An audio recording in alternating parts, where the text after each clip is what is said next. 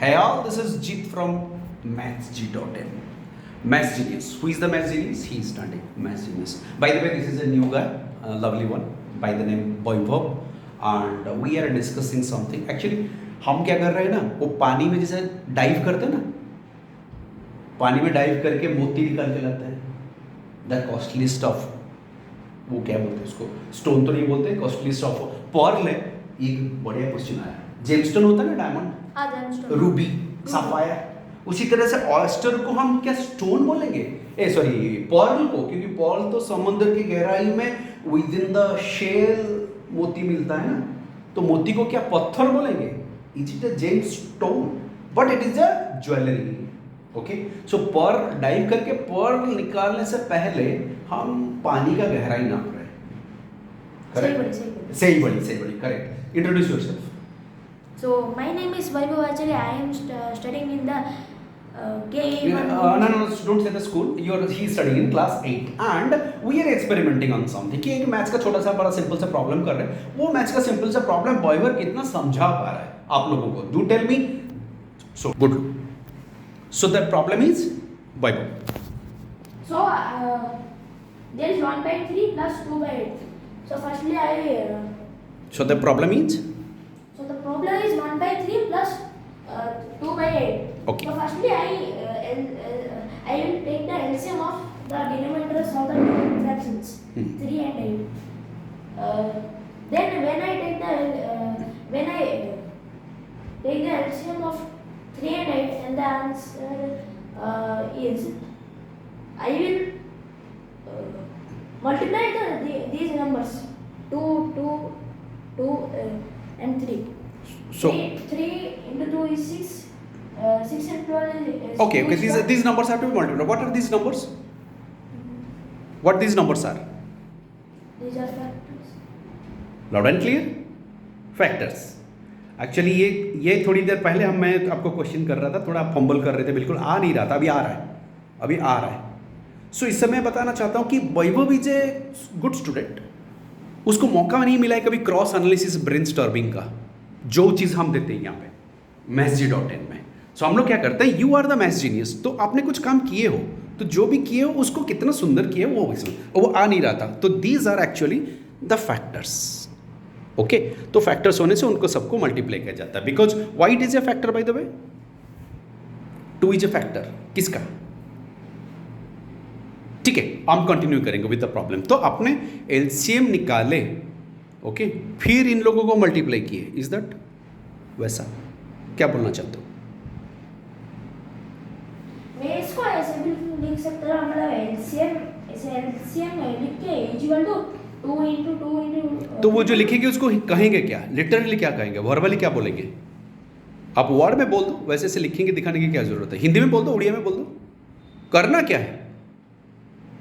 जो maths verbally समझा पाएगा वो मैथ्स बढ़िया समझा है. ठीक है, तो आप एलसीएम निकालोगे. करेक्ट. और एलसीएम के चक्कर में वहाँ पे कुछ ये कुछ है, गेटिंग में. तो उसको करना क्या है? भाई ये वीडियो आपको ही जाएगा, आप थोड़ा देखना. इसमें आंसर आपको खुद ही को देना है.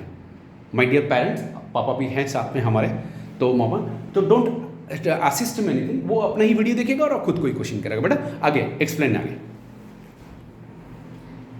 then I multiply. So 3. What will the number when I multiply with the 3 will get the answer 24. So the number is 8. So 3 into 8, 3 8 are 24. Okay, you continue the way you feel like. मुझे देखने के लिए wait करने की जरूरत नहीं, आप बोलते जाओ. So 3 8 are 24. So 8 is a number that will multiply to the 1. So दिखाओ कहाँ पे किए हो.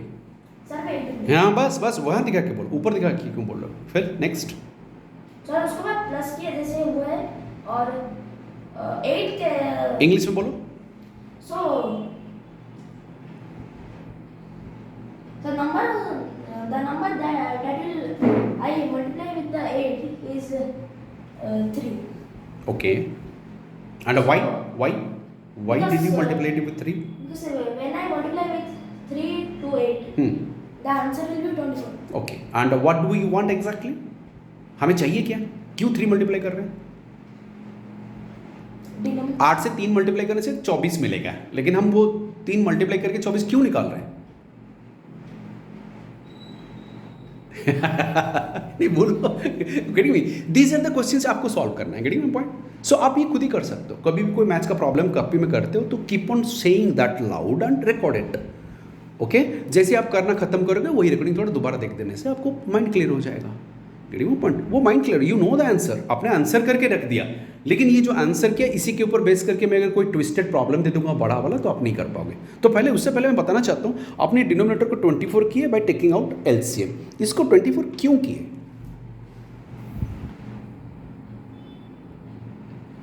क्योंकि addition operation on 2 unlike fractions पे नहीं होता है, you know that.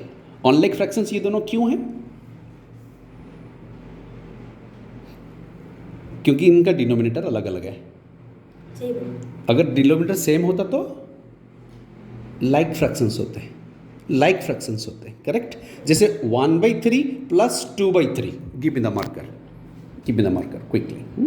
So in this case if it would have been 1/3 और यहाँ पे 2/8 की जगह 2/3 होता तो मुझे कोई एलसीएम लेना पड़ता क्या? नहीं लेना पड़ता। क्यों? क्योंकि ये दोनों सेम है, लाइक फ्रैक्शंस हैं, इनको ऐड करने के लिए इनका डिनोमिनेटर वही 3 रहता, ऊपर 1 + 2 वो बन जाता 3/3, अल्टीमेटली 1। क्योंकि यहाँ पे डिनोमिनेटर इज 3 और यहाँ पे डिनोमिनेटर इज 8, दो अलग अलग डिनोमिनेटर्स हैं, ये दो अनलाइक फ्रैक्शंस हैं, इनकी तरह लाइक फ्रैक्शंस नहीं हैं, उनको लाइक फ्रैक्शन बनाना है तो ये वाला स्टेप यहाँ पे नहीं रहना चाहिए, इसके बीच में एक स्टेप रहना चाहिए जहाँ पे दोनों फ्रैक्शंस को अपने लाइक फ्रैक्शन बनाए हो, और लाइक फ्रैक्शन बनाने के लिए आपको एलसीएम चाहिए।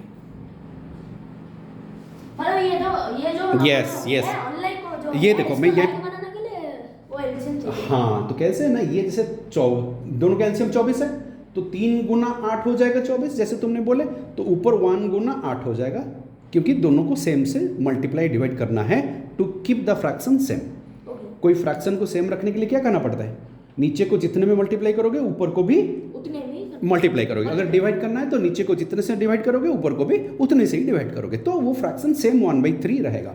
नाउ प्लस इसके जो 8 है तो हमारा तो एलसीएम 24 निकला है, सो 8 3 जा विल बी 24। सो क्योंकि डिनोमिनेटर में 3 मल्टीप्लाई कर रहे हैं, ऊपर भी 3 मल्टीप्लाई करेंगे, तो बेटा ये दोनों जो फ्रैक्शंस है वो किस तरह से आ जाएंगे ना? अभी 1 × 8 that is equal to 8 by 3 × 8 is 24 जो एलसीएम था, प्लस ये 2 × 3 is 6 by again 8 × 3 is equal to 24। तो आप दो लाइक फ्रैक्शंस आ गए क्या वैभव? अब आने से ये दोनों ऐड होंगे, अब समझ में आया? तो ये जो 24 है ये 24 हो जाएगा, और ये जो 8 और 6 है 8 + 6 हो जाएगा। ये वाला स्टेप आपने यहाँ किया है, आप समझ में आया? एलसीएम क्यों लेते हैं बेटा? अनलाइक फ्रैक्शंस को बनाने के लिए, कन्वर्ट करने के लिए, उनको डिनोमिनेटर को सेम करने के लिए। अभी डिनोमिनेटर 24 हो गया, सेम हो गया, अब सेम हो जाने से तो वो लाइक फ्रैक्शन क्यों चाहिए हमें? क्योंकि एडिशन ऑपरेशन अनलाइक फ्रैक्शंस पे नहीं होता, मल्टीप्लिकेशन डिवीजन हो जाएगा, एडिशन सब्ट्रैक्शन नहीं होगा, इसलिए उसको एलसीएम निकाल के दोनों को आप सेम करते हो, लाइक फ्रैक्शंस करते हो, देन यू ऐड अप। और आपने क्या किया फाइनली, जैसे 8 से आपने निकाला हुआ 14/24, यहाँ पे भी मैंने जिस स्टेप्स में फॉलो किया है वहाँ पे 14/24 आता है, और 14/24 को आप कैंसिल करके जो मीन इक्विवेलेंट फ्रैक्शन है स्मॉलेस्ट वाला, तो जैसे ये 24 और 14 ये 2 में जाएगा 7 हो जाएगा, 2 में जाएगा 12 हो जाएगा, तो that will be 7/12 is the equivalent fraction of 14/24 in the standard format. ये सब चीज़ें आप कर पा रहे हो, बता नहीं पा रहे हो बिकॉज कभी खुद को क्वेश्चन क्रॉस नहीं किए बेटा। ये क्रॉस क्वेश्चन करने से ही सारा का सारा स्टडी इजी हो जाएगा, एंड एक बार थोड़ा इसमें समय लगेगा क्रॉस क्वेश्चन करके करना, है ना? जैसे हमें अभी लगा फ्रैक्शन का एडिशन करना था, आपने आंसर कर दिए थे 1 मिनट के अंदर, पर अभी डिस्कशन में लग गया है 20 मिनट्स। लेकिन यही 20 मिनट्स कल को 20,000 वॉट्स का एनर्जी देगा, है कि नहीं? देखा स्माइल? देखना वीडियो में तुम्हारा स्माइल कैसे आ रहा है। By experiment by this is Vaibhav, और हम लोग अगर बाय मिस्टेक मौका मिले तो वैभव को बहुत सारा कुछ सिखाना है ना, फ्रॉम englishbit.in and mathsg.in। तो बेटा एक छोटा सा स्टिक में और दिखाऊंगा एक अलग से वीडियो में। Okay, see you then, this is Jit and mine is Vaibhav। say hi, Bye। see you on YouTube। सीखते रहो